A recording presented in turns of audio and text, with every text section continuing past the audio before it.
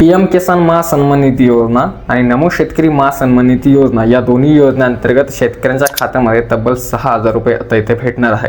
नमस्कार मित्रांनो, मी योगेश पापळे आपण सर्वांचं परत एकदा स्वागत करतो आपल्या ह्या एका नवीन व्हिडिओमध्ये।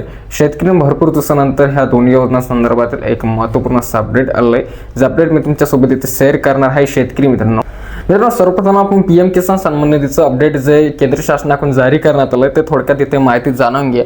तर मित्रांनो, या योजनेच्या अंतर्गत राज्यातील आणि देशातील जेवढे पण पात्र लाभार्थी शेतकरी यांच्यापैकी बरेच काही शेतकरी आणि लाभार्थी याच्यातून वंचित करण्यात येणार आहे आणि याच्यामध्ये नवीन लाभार्थी हे इथे आता ऍड करण्यात येणार आहे, त्यांना पात्र करण्यात येणार आहे। आता याच्या संदर्भात काय अपडेट आहे तर तुम्हाला सांगू शकतो, जर एकाच घरामध्ये तुमच्यापेक्षा एकापेक्षा जास्तीचे व्यक्ती या योजनेचा लाभ इथे घेत असेल, एक्झाम्पल घ्यायचं म्हटलं, उदाहरण घ्यायचं म्हटलं तर पती किंवा पत्नी दोघांनाही लाभ असेल किंवा एकाच घरामध्ये दोन भाऊ असेल आणि दोन्ही भावांना जे आहे की ही योजनेचा लाभ इथे मिळत असेल तर त्यांच्यापैकी एक कोणी अपात्र इथे होणार आहे, कारण की या योजनेतून आता हे नवीन बदल इथे लागू करण्यात आले। विविध बदल आहे जे की तुम्हाला मी व्हिडिओमध्ये पुढे सांगणार आहे। या जर एकाच राशन कार्डवरती सर्व काय असेल तरी तुम्ही याच्यातून आता इथे अपात्र बसणार आहे। शेतकरी मित्रांनो, हे तर झाले विविध बदल, परंतु जे सर्वात महत्त्वाचं अपडेट शासनाच्या माध्यमातून केंद्र शासनाच्या माध्यमातून जारी करण्यात आलं ते अपडेट म्हणजे किसान आयडी कार्ड संदर्भातलं।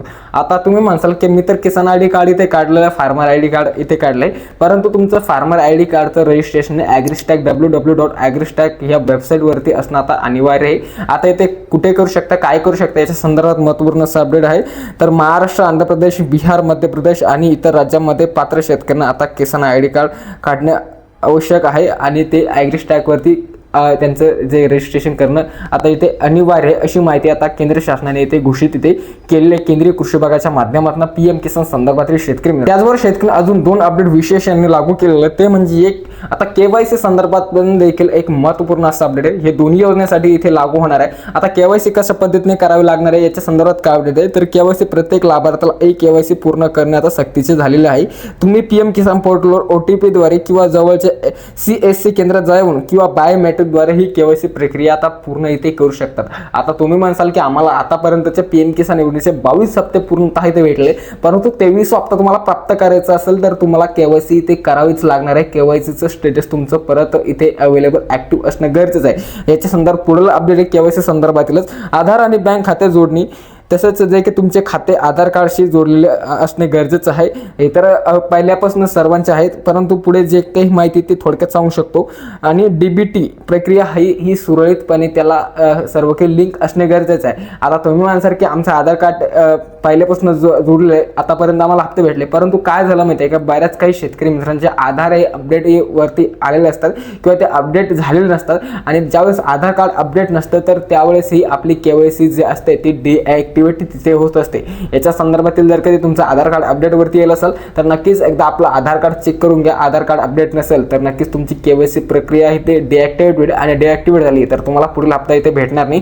तर हे एकंदरीत महत्त्वपूर्ण असं अपडेट आहे। लँड सीलिंग संदर्भात एक महत्त्वपूर्ण अपडेट आहे। महसूल रेकॉर्ड मध्ये तुमचा जमिनीचे नोंद आणि पीएम किसान पोर्टलवर माहिती जुळली पाहिजे, अर्थात तुमची लँड सीलिंग प्रक्रिया देखील अपडेट इथे असणे आता गरजेचं आहे मित्रांनो। आता मित्रांनो, सर्वात मोठं अपडेट हे देण्यात आलं केंद्र शासनाच्या माध्यमातून पीएम किसान संदर्भातील की आता 1 लाखापेक्षा पण जास्तीचे लाभार्थी इथे अपात्र करण्यात येणार आहे आणि त्याच्याबरोबर जे की 2 लाखापेक्षा पण जास्तीचे लाभार्थी ऑल ओव्हर आपल्या महाराष्ट्रातून या योजनेमध्ये नवीन इथे पात्र करण्यात येणार, अशी माहिती केंद्रीय कृषी विभागाच्या माध्यमातून पीएम किसान संदर्भात देण्यात आली। आता तो पुढचा विषय म्हणजे नमो शेतकरी महासन्मान निधी योजना, जी महाराष्ट्राची मेन योजना आहे। शेतकऱ्यांना खरं तर योजना खूप लाभदायी आहे, परंतु शासन या योजनेचे हप्ते शेतकऱ्यांना वेळोवेळी तिथे देत नाही आहे। याचमुळे या योजनेला काही ना काही बदनामी इथे योजनेची झाली। आता मित्रांनो, ज्यावेळेस पीएम किसान सन्मान निधी योजनेचा 23वा हप्ता आता इथे वितरण होणार आहे, त्याचबरोबर नमो शेतकरीचे 2 हप्ते शेतकऱ्यांच्या खात्यामध्ये इथे वितरण होणार आहे। याचे काय कारण आहे ते थोडक्यात सांगू शकतो। ज्यावेळेस मित्रांनो पीएम किसान सन्मान निधी योजनेचा 21वा हप्ता केंद्र शासनाच्या माध्यमातून वितरण करण्यात आला होता, त्यावेळेस नमो शेतकरी योजनेचा देखील 8वा हप्ता वितरण करणे शेष होता, परंतु तो त्यांनी केला नाही। जेव्हा वितरण झाला त्यावेळेस त्याच्या काही पाठोपाठ जे की नमो शेतकरी सन्मान निधी योजनेचा 8वा हप्ता त्यांनी वितरण केला। तर शासनाकडे एक हप्ता शेतकऱ्यांचा अद्यापही ते थकीत आहे शेतकऱ्यांना, जो की नमो शेतकरी योजनेचा।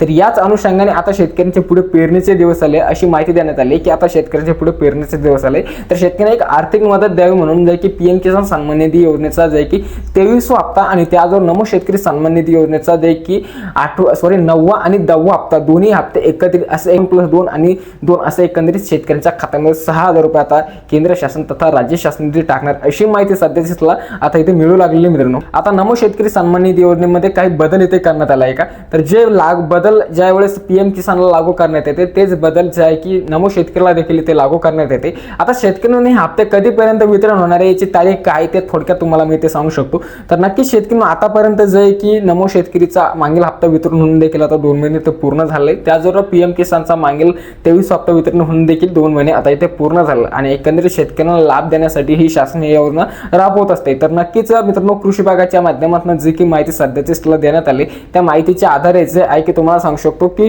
जूनच्या पहिल्या आठवड्यामध्ये पीएम किसान सन्मान निधी योजनेचा जे पीएम किसानच्या माध्यमातून जे आहे की 23 हप्ता इथे शेतकऱ्यांच्या खात्यामध्ये वितरण करण्यात येणार आहे। त्याच्याच पाठोपाठ आता शेतकऱ्यांनो नमो शेतकरीचे देखील हे 2 हप्ते शेतकऱ्यांच्या खात्यामध्ये आता इथे वितरण करण्यात येणार आहे अशी माहिती सध्याची ही माहिती जी की राज्य शासनाच्या माध्यमातून राज्य कृषी विभागाच्या कृषी खात्याच्या माध्यमातून इथे देण्यात आले काही न्यूज आर्टिकलच्या माध्यमातून मित्रांनो, कारण की वेळोवेळी ही माहिती इथे बदल होत असते जे केंद्र शासनाच्या माध्यमातून असो किंवा राज्य शासनाच्या माध्यमातून असो, परंतु भरपूर दिवसानंतर जे आहे की महत्त्वपूर्ण अपडेट आलंय त्याचबरोबर जे अपडेट सुरुवातीला सांगितलंय की याच्यासाठी शेतकऱ्यांकडे फार्मर आयडी कार्ड जे की ॲग्रीस्टॅक वरती योग्य पद्धतीने रजिस्ट्रेशन असणे गरजेचे तरच हे पुढील हप्ते शेतकऱ्यांच्या खात्यामध्ये इथे येणार आहे शेतकरी अशी तरी माहिती आहे। तर शेतकऱ्यांना एकंदरीत हेच एक महत्त्वपूर्ण अपडेट या दोन्ही योजनांसंदर्भात होतो थोडक्यामध्ये जे की तुम्हाला सांगण्याचं काम केलं मित्रांनो। तुमचे काही प्रश्न असेल तर नक्कीच कमेंट करून सांगू शकता आणि पुढील असल्यास महत्त्वपूर्ण व्हिडिओज बघण्यासाठी चॅनल नक्कीच सबस्क्राईब करू शकता। खूप खूप धन्यवाद।